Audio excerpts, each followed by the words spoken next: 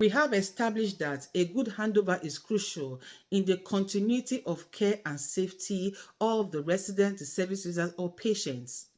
This video is based on popular demand, and we'll be talking about what makes a good handover in a supported living home. Now, it is important for you all to understand that in a supported living home, the maximum capacity you would find of service users there is 8 people. Now, it could be 2, it could be 1, depending on the size of the home.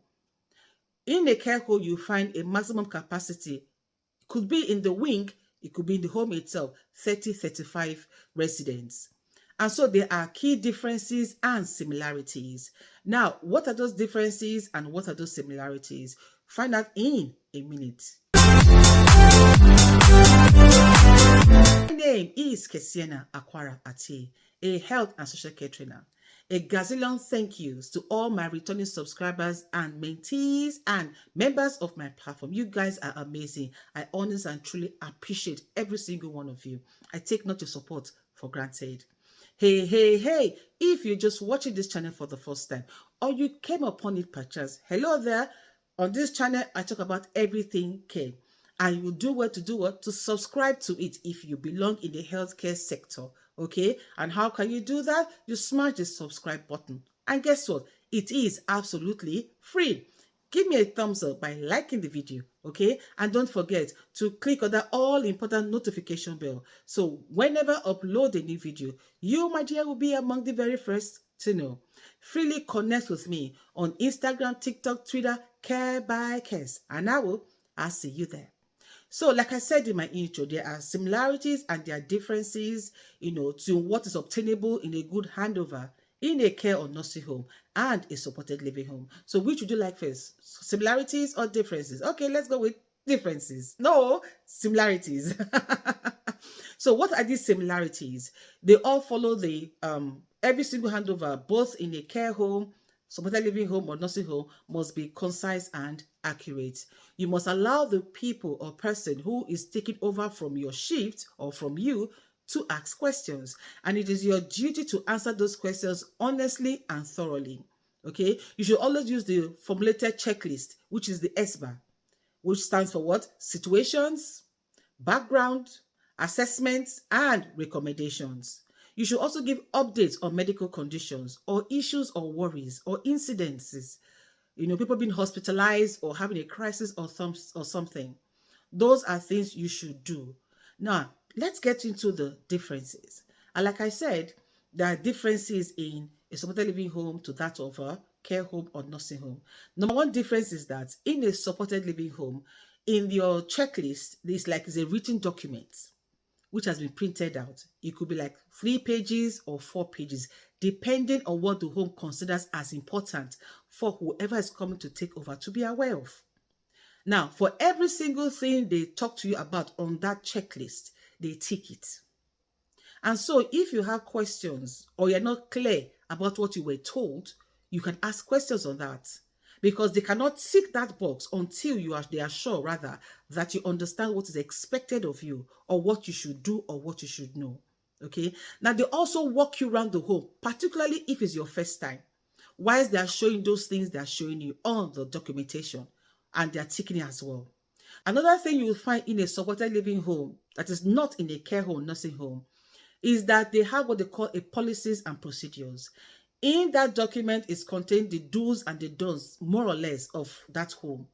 Now, I always implore people who come for my training to please read that document properly before they sign. Because when you sign, it means you have understood what is written there.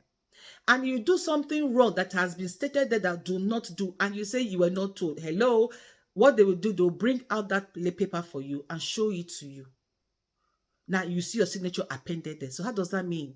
Or should I say, what do you mean by you did not know or did not understand? You should have asked questions. Okay. Now, another thing you need to get in a supported living home handover, which is crucial, is that get the phone number of the on-call. Yes, that on-call's phone number is important that you have it. Why? Because if something goes wrong in the home, particularly when you do not have a sleep-in, you'll be held accountable. Because if you're not able to call the on-call, how would you get solution to the problem? Who do you report to? And so it is important above all else to get that on-calls number. If you're on a day shift, then fine, because the manager is there, the deputy manager is there, and other staff are there as well. So you're not a lone worker. But if you're on a night shift, please and please and please, I implore you, get that on-call number just in case something goes wrong, because you are alone, there's no sleeping with you. Now, another thing you need to obtain again, which is not obtainable in a care home or nursing home, is that they will show you where they have their first aid box, or should I say emergency box. Now, if you're on a night shift, please make sure you have been told where this is and what to do with it if something happens, like a fire, for instance.